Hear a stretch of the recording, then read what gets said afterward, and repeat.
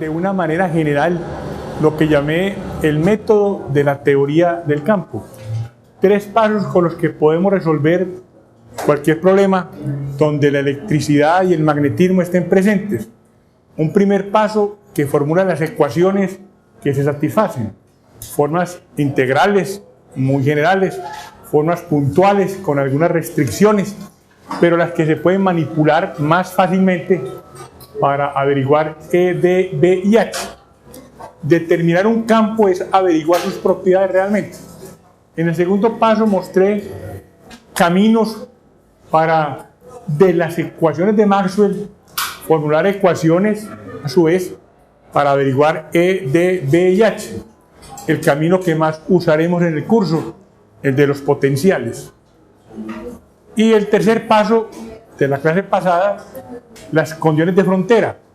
Se cumplen en superficies en donde las formas puntuales no se pueden aplicar por la falta de continuidad de algún vector E, D, B y H.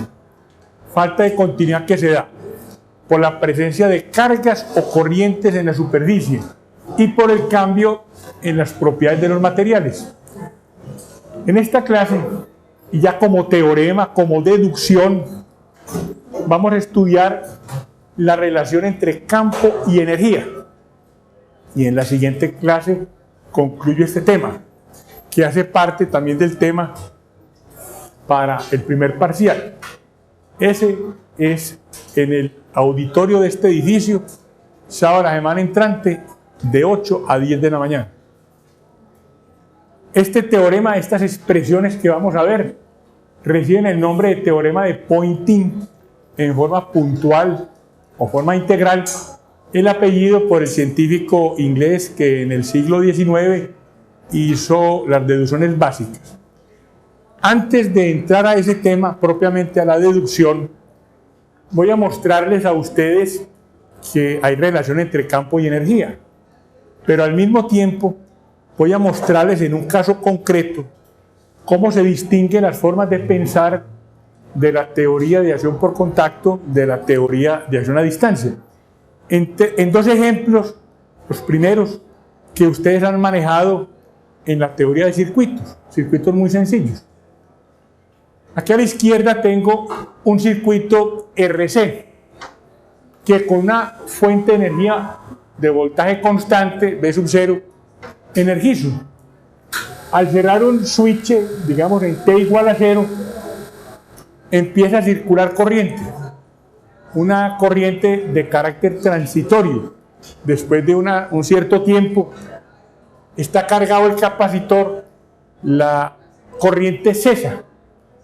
Se almacena una carga ahí en el capacitor, el voltaje que hay entre las armaduras contrarrestan al de la fuente y no hay más corriente. O sea, la corriente tiene un principio y va languideciendo al paso del tiempo. Cargado el capacitor, se hace la siguiente afirmación: por estar cargado, ese capacitor tiene una energía potencial eléctrica acumulada. Hago esa afirmación. Como recomendaba Descartes, toda afirmación no hay por qué creerla mientras no se demuestre. Dudo mientras no se demuestre que algo es correcto. Entonces pongo a prueba la afirmación. Yo dije que había una energía. La manera de poner la prueba es así. Retiro la fuente y dejo la resistencia, el resistor con el capacitor cargado. Se va a producir una descarga. El capacitor se descarga en este circuito a través de la resistencia. Se establece una corriente también transitoria, rápidamente desaparece. Pero mientras se da la descarga, en la resistencia se genera calor por efecto Joule. Ya se pone caliente, podría hasta ponerse incandescente. La potencia que está disipando por efecto Joule se calcula por esa expresión y todo el trabajo hecho durante la descarga es integral en el tiempo esa potencia. La descarga de 0 a infinito. Ese trabajo que se hizo en esta descarga, pues se convierte en calor. La resistencia al paso de la corriente se va calentando. Si ella disipa esta cantidad, pues tenía que estar acumulada antes, porque ni se crea ni se destruye la energía. Es decir, esto muestra que en esta situación sí había una energía potencial acumulada que fue la que se disipó aquí. Bueno, frente a ese hecho, dos preguntas. ¿Dónde estaba almacenada la energía? ¿Y cuál era la cuantía? ¿Cuánta energía se almacenó? ¿Qué dice la teoría de la acción a distancia? En este caso, en la forma de la teoría de circuitos. Es un caso de la teoría que cree en partículas y vacío. En el proceso de carga, las armaduras del capacitor se van cargando con cargas de magnitudes iguales y signos opuestos. Cada armadura, una vez que está cargado el capacitor, va a tener carga, por ejemplo, 1 positivo, cargas que se están repeliendo entre sí. La otra armadura, cargas negativas, se están repeliendo entre sí por tener el mismo signo. Pero están en esa situación, cargas separadas por la presencia de la energía. Las mantiene cargadas y separadas, una positiva, la otra negativa. Es en una situación de tensión. Es como tener un resorte estirado. Mientras lo tenga estirado, ahí hay una energía potencial que se manifiesta en cinética cuando retiro lo que impide que él vuelva a su posición inicial, tenerlo estirado. En el momento en que retiro la fuente, entonces esa repulsión mutua que hay entre las cargas en cada armadura se convierte en la corriente de descarga. Hasta que no hay cargas en las armaduras, cesa la corriente. Esa explicación suena muy plausible. Cargas que se repelen, obviamente, cuando tienen la posibilidad de moverse aquí, se mueven. ¿Y cuál es la cuantía? ¿Cuánta energía se acumuló cuando el capacitor estaba cargado? Entonces nos da la energía acumulada en ese capacitor, nos da la teoría de circuitos una fórmula para saber cuál es la cuantía. Q cuadrado sobre 2N. Q, la carga que tienen las armaduras, la misma de signos opuestos. Y C, la capacitancia del capacitor. Esa es la fórmula. Cuando uno la pone a prueba, por cuanto si esto es lo que se disipó y esta era la energía, debe haber una relación. Se encuentra que son iguales.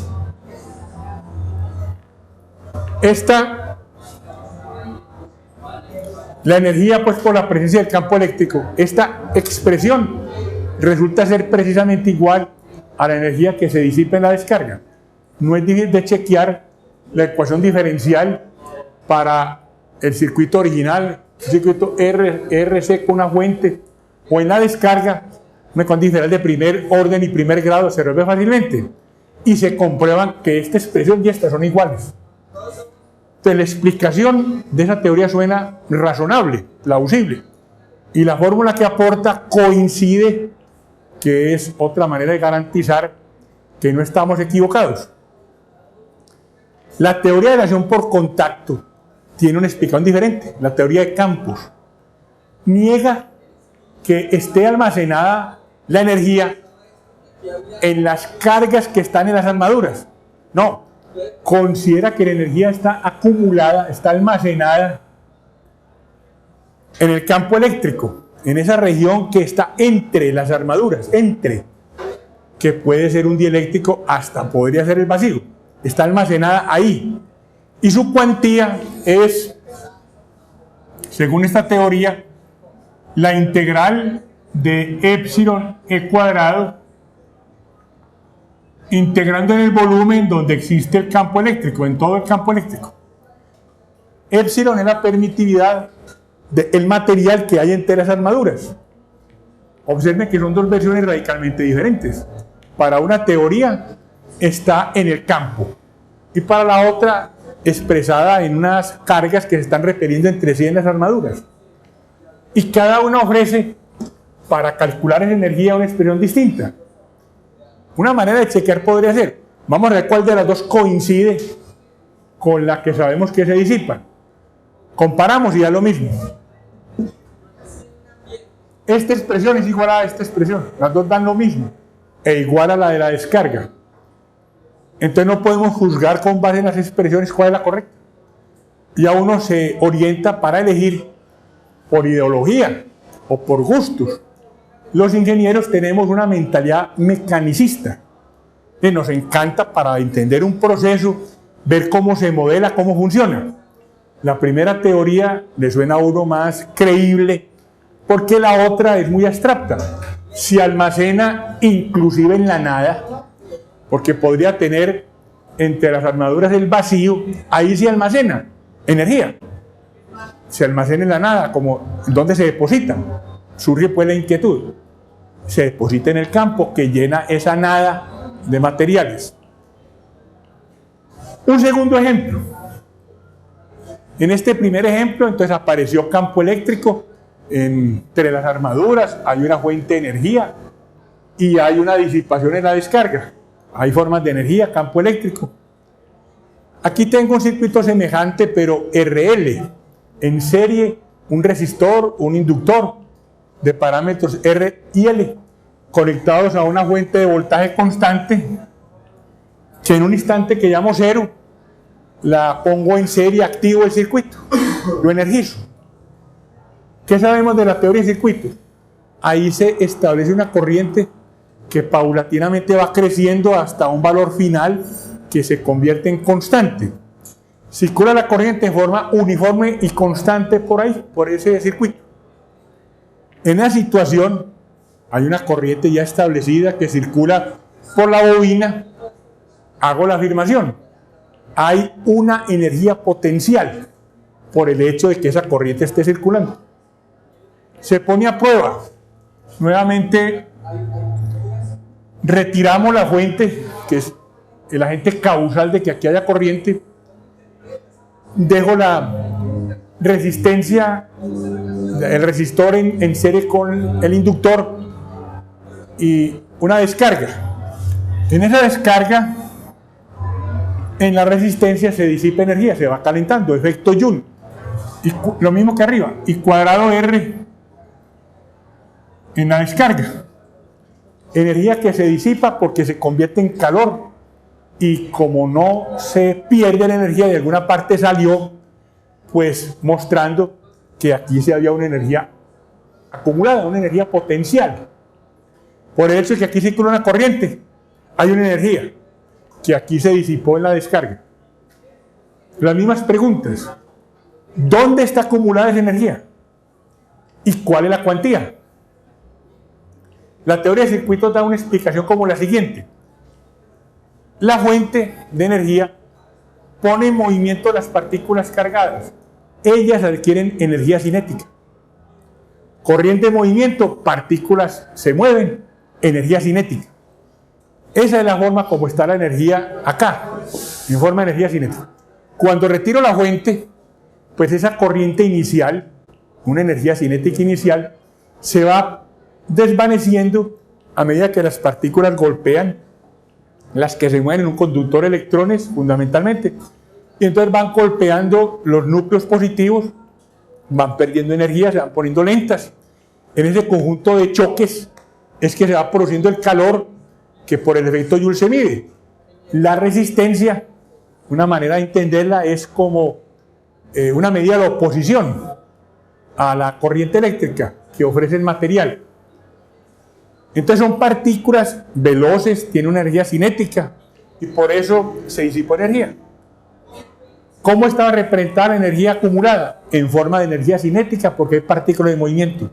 Suena pues muy razonable de explicación. ¿Y la cuantía? En este caso pues que hay una corriente y da lugar a un campo magnético. La cuantía es I cuadrado Li cuadrado sobre 2, siendo L la inductancia de esta bobina y la corriente. Fórmula a la que se llega estudiando el circuito con las leyes de Kirchhoff. Si chequeamos, esta es igual a la de arriba. hay igualdad. Esta energía que estoy llamando potencial fue la que se disipó perfectamente, completamente en la descarga. Una explicación razonable, uno la capta, energía cinética, claro, y una cuantía que corresponde a la disipación. ¿Qué dice la otra teoría? Teoría de campos, acción por contacto. Dice que la energía no está representada en energía cinética de esas cargas de movimiento, sino que la energía se acumula en el campo, alrededor de la corriente, especialmente, no únicamente, en el núcleo de esa bobina, dentro de la bobina. Está acumulada en el campo magnético que se generó porque hay corriente. Y su cuantía es integral mu h cuadrado sobre 2, hecha también la integral en todo el campo magnético. Una expresión diferente a esta y una explicación muy distinta. Cuando comparamos las dos expresiones, porque si pudiéramos elegir por fórmula, aquella que coincida con la descarga es la correcta, da lo mismo. Lo que predice la teoría de la acción por contacto y la teoría de circuitos dan la misma expresión y ambas son iguales a la primera. No puedo elegir entonces por predicción, por la fórmula. Uno elige por ideología. ¿Cuál nos gusta más? ¿Cuál nos parece más razonable? Como ingenieros, si hacemos aquí una votación sin más, pues nos parece que la que habla de la energía en forma de energía cinética es más convincente, porque la otra nos habla de abstractos, se acumula en el campo, siendo el campo intangible. Si fuese por las dos experiencias, la teoría de la acción por contacto estaría derrotada, y fue lo que pasó hasta que Hertz encuentra las ondas de radio, las ondas.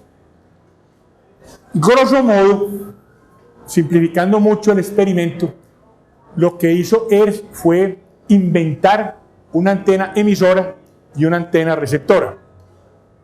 La antena emisora la puedo representar, también simplificando mucho, como un sistema serie en donde hay resistencia, inductancia, capacitancia en serie con una fuente de energía que puede variar con el tiempo. Entonces ahí se establece una corriente alterna, digamos. Podría no ser alterna, pero lo común. Esa corriente alterna produce una onda, según Hertz y según Maxwell, que se propaga por el espacio en todas las direcciones. La antena receptora, la que va a captar el efecto provocado presuntamente por esta causa, también esquematizo de esta manera un circuito RLC donde la fuente de energía es la que le viene por el espacio. El experimento de Hertz lo pueden encontrar descrito con todo el detalle en Wikipedia, en Google, hay muchas páginas. Grosso modo, la antena receptora era muy elemental, era un alambre cerrado, como 1000 dedos, pero dejaban una pequeña apertura, terminaba en punta, se detectaba el efecto por una chispa que saltaba ahí en esa punta. Ese era el efecto, cuya causa estaba en esta antena emisora. El instrumento lo llaman espinterómetro, porque se podían separar las puntas, aumentar la distancia, buscando cuál era la longitud máxima de chispa. Y eso ubicaba el punto donde era mayor la intensidad pues, del campo eléctrico que se inducía. El experimento consiste en que él va moviendo este dispositivo en el recinto donde hace el experimento, va ubicando puntos donde es como mayor la intensidad del campo. Pero sin entrar en detalle del experimento, se está detectando un efecto que tiene a este como causa. ¿Cómo lo explicaría la teoría de circuitos? La teoría dice que todos los efectos previos que mostré se deben a cargas que se acumulan, cargas en movimiento. Entonces, el efecto aquí tendría que deberse a cargas que viajaron por el espacio, que pasaron de la antena emisora a la receptora. para estar seguro de que eso no era lo que ocurría, puesto que no tenemos sentido los seres humanos naturales para percibir objetos tan pequeños, entonces él puso una barrera física, para impedir pues que si había cargas que viajaban de la antena emisora a la receptora, que esa barrera las impidiese. El efecto siguió dándose el efecto, descartando pues la emisión de partículas.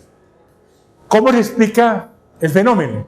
La teoría de la acción por contacto dice, es que por esta variación con el tiempo en esta antena emisora se genera una onda, hay una corriente de desplazamiento, hay una intensidad del campo eléctrico y del magnético que se propaga en el campo que se genera a partir de esta corriente.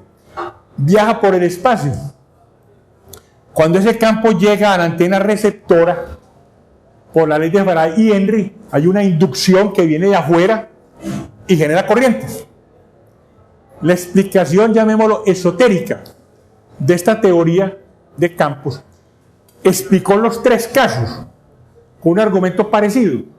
La teoría de circuito fracasó aquí, y por ese fracaso es que no es la correcta. Es decir, esa no es la válida para explicar los tres fenómenos. Entonces tenemos claro que la teoría de circuito no es correcta. Sin embargo, estas fórmulas son válidas.